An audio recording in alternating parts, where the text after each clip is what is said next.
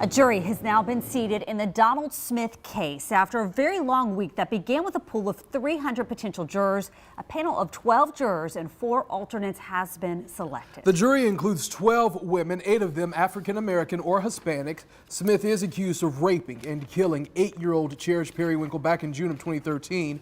He has pleaded not guilty.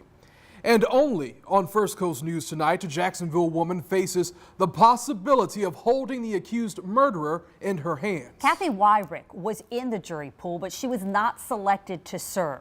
First Coast News reporter Eric Alvarez has the exclusive interview with the woman who came face to face with Smith. Eric? Well, Wyrick says during the jury selection process, Smith was silent as attorneys from both sides asked potential jurors what they knew about the case and how they feel about the death penalty.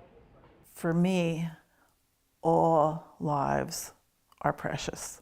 Kathy Wyrick does not want to show her face, but doesn't mind describing the feeling of sitting in the same courtroom as accused murderer Donald Smith.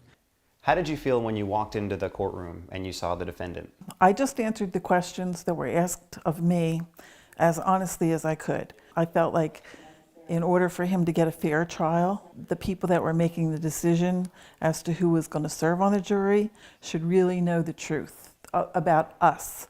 Jury selection started Monday with a pool of 300. The pool did not see any crime scene photos or other evidence, but attorneys did show a photograph taken of Cherish Periwinkle shortly before she died, which drew an emotional response in the courtroom. You know, very sad for her family. It's not easy to lose a child. Attorneys asked potential jurors to rank on a scale from 1 to 5 how strongly they supported the death penalty.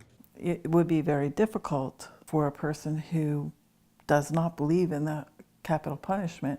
Wyrick responded with a 1. Whether you're a child or an adult and someone takes your life, that's a very valuable thing they've taken from you.